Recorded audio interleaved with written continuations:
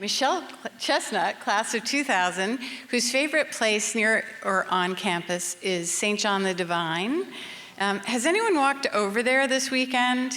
Do you see that they're now building this humongous apartment building right next to it? It's very shocking. So if you want to have a little Tempest Fugit experience, go check it out. On a happier note, Mechelle Chestnut. I transferred into Barnard as hopeful as I had ever been in my life. I was a girl from Southwest Philly where all there was to do really was to hang out on street corners or lie on the hood of a car and watch the planes land at the airport.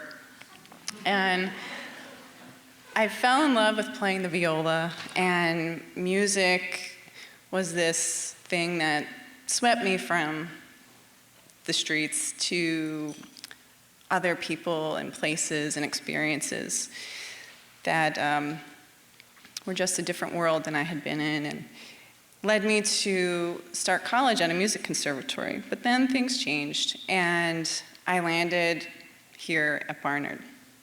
And I was so excited and so anxious. I was nauseous every day, all day and all night, my first semester here.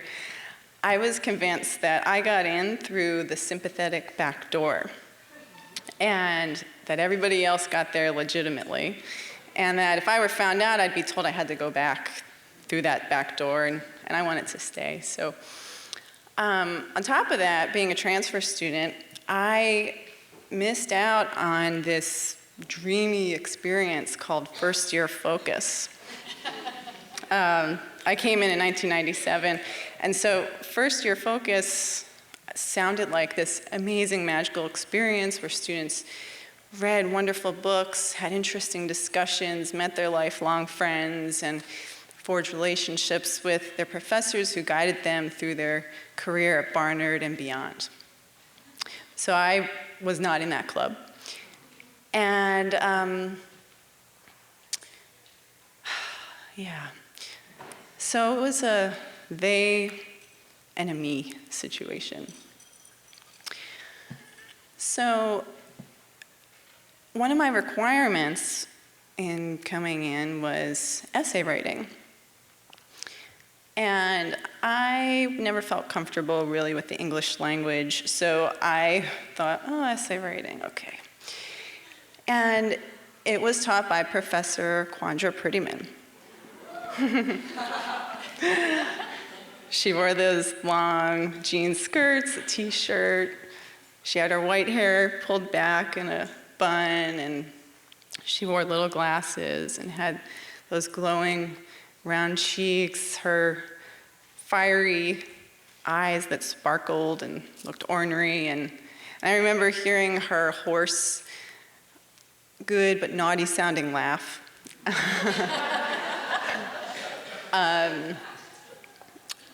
And she smoked brown cigarettes that normally I wouldn't like, but I didn't mind for some reason, and I think it's because she reminded me of my grandmother.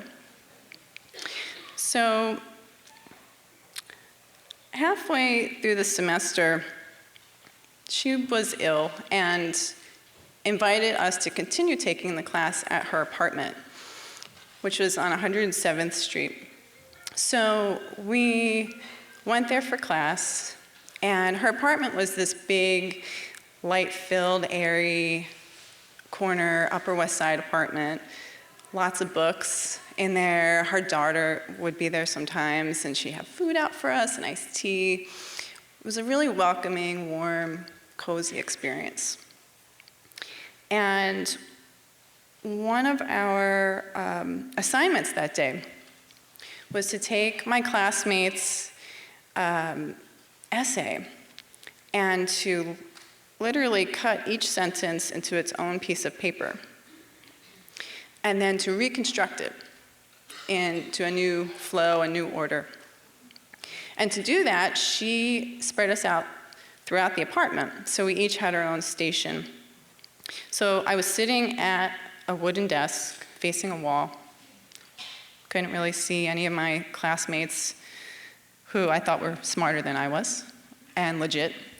And so it was these pieces of paper and me. I remember looking at them and saying, oh, this is a puzzle. I could totally do this. This looks a lot of fun.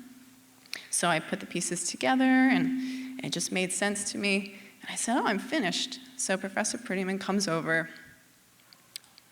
She's got her glasses. She's looking at it. Okay. And then she calls everyone else over. They're still working on theirs. So they stop. They come over, look over my shoulder at my work, which made me so nervous. And I'm hearing, oh, look at that. Oh.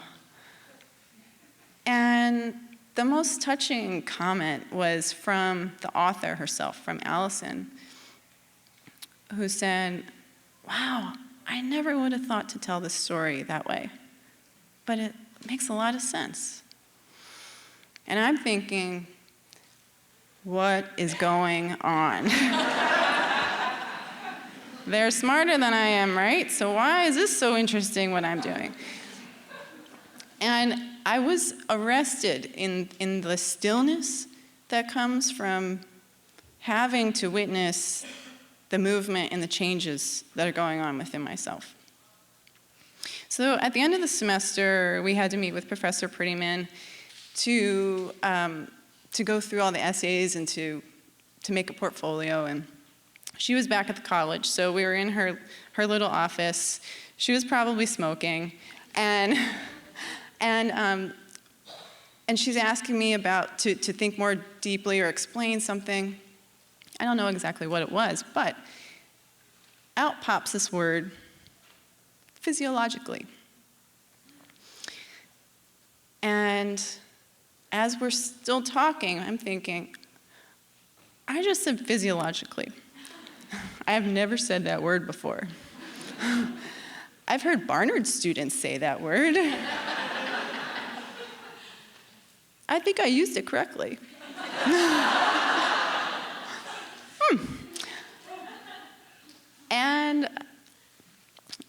And we're, I think, continuing to talk. And she's got her glasses on, talking to me about my essays. And I was really having a moment, a realization that at the beginning of all this, I saw her as this big, scary monster bird that was going to come down and gobble me up.